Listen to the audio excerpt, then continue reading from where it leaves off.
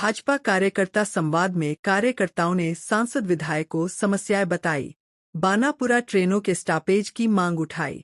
सिवनी मालवा में मंगलवार शाम को स्थानीय रेस्ट हाउस परिसर में सांसद दर्शन सिंह चौधरी, विधायक प्रेमशंकर वर्मा एवं नगर पालिका अध्यक्ष रितेश जैन के साथ सिवनी मालवा विधानसभा क्षेत्र के कार्यकर्ताओं की उपस्थिति में कार्यक्रम शुरू हुआ। सर्वप्रथम सांसद महोदय की मांग पर सभी ने अपना परिचय दिया। नपाध्यक्ष रितेश जैन ने कहा कि पिछले लगभग 30 वर्षों से कोई नई ट्रेन बानापुरा में स्टॉपेज नहीं दिया, जबकि बानापुरा स्टेशन इटारसी के बाद सबसे ज्यादा कमाई कर देता है। सिवनी मालवा विधानसभा क्षेत्र के नागरिकों की बहुत पुरानी ट्रेनों के स्टॉपेज को शुरू करवाइए। साथ ही बानापुरा रेलवे स्टेशन मार्ग पर स्थित शराब दुकान हटवाने की मांग की। वहां शराबियों का जमावड़ा हमेशा रहता है। यशवंत पटेल ने किसानों की समस्याओं से अवगत कराया एवं निराकरण की मांग की। सभी कार्यकर्ताओं से सांसद विधायक को क्षेत्र की समस्याओं से अवगत कराया। पत्रकार रामशंकर दुबे ने लोकतंत्र के चौथे स्तंभ मीडिया की समस्याओं एवं आवश्यक सुविधाओं की मांग सांसद दर्शन सिंह चौधरी द्वारा लोकसभा में उठाए जाने पर उन्हें धन्यवाद दिया। वहीं पत्रकार राजा तिवारी एवं एल्डरमैन देवी कुशवाहा ने सिवनी मालवा क्षेत्र में बेरोजगार युवाओं हेतु उद्योगों की आवश्यकता की मांग की, जिससे उन्हें रोजगार के अवसर मिले। वहीं भाजपा कार्यकारिणी सदस्य संतोष पारिक ने कहा कि अमेरिका इजरायल ईरान युद्ध के कारण पूरी दुनिया में महंगाई एवं ऊर्जा संकट चरम पर है, लेकिन मोदी जी के नेतृत्व में सरकार ने स्थिति को नियंत्रण में रखा है तथा आगे के समय की तैयारी कर रहे हैं। हम सभी को उनके द्वारा किए गए आह्वान का सहयोग करना चाहिए। वहीं कार्यकर्ता ने कहा कि सिवनी मालवा में अधिकारियों पर लगाम लगाए। विधायक प्रेमशंकर वर्मा ने आश्वासन दिया कि सांसद के साथ क्षेत्र की समस्याओं का समाधान करेंगे। आगामी मूंग की फसल हमारे सामने है, किसानों से वो है, और अन्य नगर और व्यापारिक जगत की सारी बातें हम सबके बीच में आज विशुद्धतम, क्योंकि हम तो वर्ग में कल हमको वहाँ लेना है। मेरे मन में विचार आया तो मैंने यहाँ के कार्यकर्ताओं से, विधायक जी से और सबसे चर्चा करी कि वहाँ से उसका आप सब बता सकते हैं मुख्य आपकी दुकान है जो बिल्कुल मुख्य बाजार में है। उसके बाजू में स्कूल है, उसके सामने रेलवे स्टेशन है, पूरा बाजार है। हमारी जो खेड़ापति माता का मंदिर वहीं पे है और मंगल भवन, स्पोर्ट्स सेंटर, सारी चीजें वहाँ पे हैं। उस संबंध में रेलवे द्वारा भी उसको हटाने के लिए लिखा गया है। सम्मान्य विधायक जी द्वारा भी उस संबंध में पहले भी निर्देश दिए गए और हम सब ने निरंतर प्रयास किए हैं। उसके क्या बाजार में बहुत समस्याएं हो रही है, क्योंकि रेलवे के गेट के सामने है। रेलवे की जो हमारे यहाँ आज गाड़ियां रुकती है उसमें निरंतर सुबह से देर रात तक, जिसमें अधिकतर गाड़ी हमारे यहाँ रात में रुकती है, तो रात में यात्रियों का आवागमन रहता है, उसमें अत्यधिक परेशानी का सामना करना पड़ता है। साथ ही 1984 में हमारे यहाँ पंजाब मेल गाड़ी रुकी थी। 1984 से आज तक यहाँ एक झेलम का बीच में टेम्परेरी स्टॉपेज हुआ था और उसके बाद इन लगभग 40 साल में कोई नई गाड़ी का स्टॉपेज हुआ नहीं। एक नागपुर से भुसावल सरकार ने गाड़ी चालू की थी जिसका स्टॉपेज हुआ था, वो लगभग 2-3 साल चली। गाड़ी बहुत अच्छी थी। नागपुर जाने के लिए निरंतर यहाँ के रहवासियों को मेडिकल सुविधा का लाभ मिलता था, लेकिन कोरोना काल में किसी परेशानी के कारण वो गाड़ी बंद हो गई है। तो सबसे पहले तो हमको 2-3, और ये हमारा अमृत योजना के अंतर्गत स्टेशन का निर्माण हो रहा है, लगभग 20 करोड़ रुपए खर्च हो रहे हैं। साथ ही मध्य प्रदेश में इटारसी और 2 स्टेशनों के बाद सबसे ज्यादा राजस्व देने वाला ये स्टेशन है। जी जी जी जी सबसे ज्यादा राजस्व देने वाला ये स्टेशन है। तो कृपया हमारे यहाँ ट्रेन का स्टॉपेज बहुत अति आवश्यक है, तो ट्रेन का स्टॉपेज कराएं। कृषक और अभी गेहूं खरीदी को लेकर जैसे कि सोशल मीडिया पे तरह तरह की बातें चल रही है और वाकई में कुछ समस्याएं तो हैं।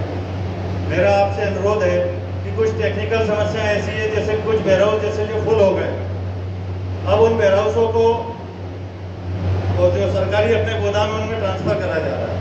आदरणीय आपसे मेरा ऐसा अनुरोध है कि जिन गोदामों के पास यदि कोई गोदाम खाली हो और जो गोदाम वही फुल हुए हैं जहाँ पर हमाल की या धुलाई की अच्छी व्यवस्था है, तो उन्हें वहीं पास के गोदाम में शिफ्ट करा जाए और वो हिमाल की व्यवस्था वहाँ पर पास हो जाए, तो जिसमें लोगों को दूर आना जाना ना पड़े। और जहाँ पर हिमाल की व्यवस्था नहीं है, जो दिक्कत दे रहे हैं, जहाँ पर जो केंद्र अच्छे से नहीं चल रहे हैं, उन केंद्रों को अपन यहाँ जो सरकारी गोदाम है उनमें जो सुचारू जो समिति अच्छे से खरीदी कर रही है, वो यथावत वहीं पे उसी क्षेत्र में खरीदी करे, जिससे किसानों को दूर आना जाना ना पड़े। दूसरी एक समस्या, हमारे क्षेत्र में करीब 40 गांव का आवागमन हमारा रेलवे ब्रिज के उधर से है, और मंडी गेट हमारा जबकि पुराना नाका जब यहाँ से चालू था रेलवे ब्रिज का, तो हम लोग सीधे निकल जाया करते थे, मंडी के उधर हमें जाना नहीं पड़ता था। अब ओवर ब्रिज बनने के कारण हमें घूम के उधर से जाना पड़ता है, तो मंडी गेट की पर्ची भी वहीं बनती है, तो ट्रालियाँ वहीं खड़ी रहती है, और 40 गाँव के लोगों को वहाँ से निकलने में बड़ी दिक्कत होती है। तो उसके लिए एक टेम्परेरी गेट उस साइड से, जिधर अपना सोयाबीन प्लांट था, वहाँ से एक हो सकता है, जब भी भीड़ बढ़े तो वहाँ से एक गेट, टेम्परेरी गेट चालू करके वहाँ से ट्रालियाँ अंदर करी जाए, या फिर रेक लगे तो रेक की गाड़ियाँ उधर से आए, खाद वहीं से डुलता है, गेहूँ वहीं से डुलता है, 40 गांव के लोगों को आने जाने में बड़ी तकलीफ जाती है। अप्लाई माइनर में ही आज 5 दिनों से पानी नहीं है। तो आपसे आग्रह है कि अभी फूल का समय चल रहा है मुंह में, तो इस समय पानी की बहुत ज़्यादा आवश्यकता है। कृपया आप संबंधित अधिकारी से चर्चा कर इस समस्या को हल कराने की कृपा करें। ऐसे कुछ स्मार्ट होते हैं और उनके स्मार्ट बुक कराए जाए और उनका भी उपार्जन का मतलब गेहूँ का बिके, ऐसा आपसे कार्रवाई को निवेदन है।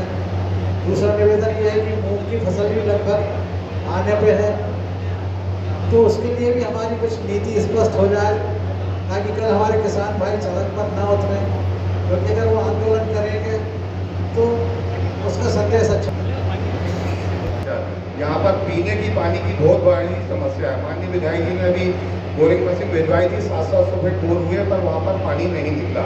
वहाँ जानवर के लिए तो पानी है ही नहीं, तो इंसान की बहुत बड़ी समस्या है। वहाँ एक जो पंचायत है ढेकना और समादा, वो पंचायत में 5-5, 7-7 गाँव हैं, और हर गाँव में पानी की भारी समस्या है भाई साहब। दूसरी चीज़, क्यूनी मालवा से जो ढेकना रोड जाता है, जो नेशनल हाईवे पे जोड़ता है इंदौर नागपुर रोड पे, उस रोड की हालत ये हो गई है कि गड्ढे में रोड हो गई है, मतलब रोड है ही नहीं, और आए दिन भारी ट्रैफिक है उस रोड पर।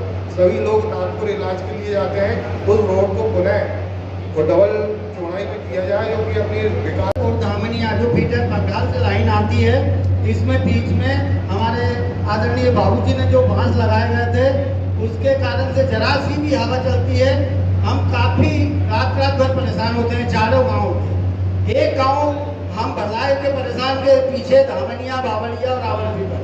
दूसरी बात क्या है कि मेरे गांव के अंदर से एक प्रधानमंत्री सड़क योजना का रोड गया हुआ है, जो कि बेलखड़ी सिंचाई विभाग पुल इतना खतरनाक है कि उसमें 2 बार ट्रैक्टर गिर चुके हैं, और बेलखड़ी तक इतना खराब रोड हो चुका है कि मेरे जो बच्चे लोग आते हैं, काफी बस पलटने की भी संभावना है, और घटना भी हो चुकी है 2 बार।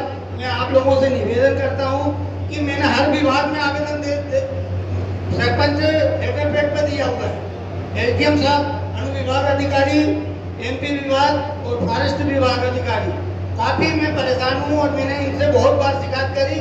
आप लोग अगर झाड़ पौधे नहीं कटवाना चाहते हैं तो मैं कटवा दूं, लेकिन मेरे को परमिशन तो दो आप, लेकिन इन लोग ने परमिशन भी नहीं दिया है।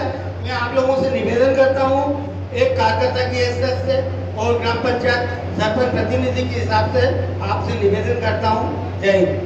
इसमें भी अब थोड़ा सा अंकुश लगाएं, और मैं चाहता हूँ कि 15 दिन के 15 दिन माननीय विधायक जी और सांसद जी इसकी जनसुनवाई रखें, निरीक्षण रखें। बिजली विभाग में समस्या चल रही है, सारे बारिश होने के बाद खेती नहीं कर पाती, हार्वेस्टर नहीं चल पाती वो 5 किलोमीटर।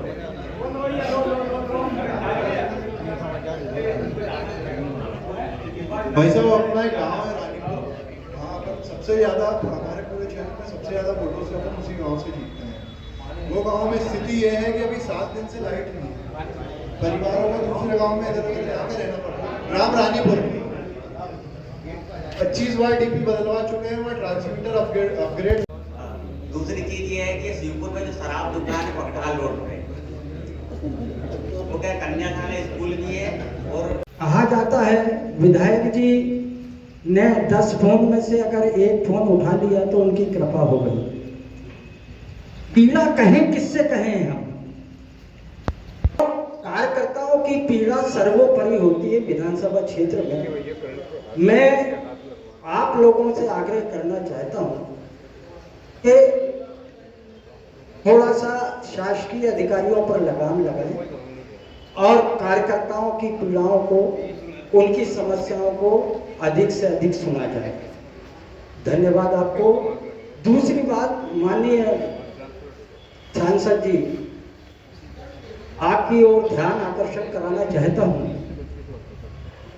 राष्ट्रीय टीकाकरण योजना के मानदेय, उनका मानदेय 6-6 महीने में आता है। मेरा बालक भी उसमें काम करता है।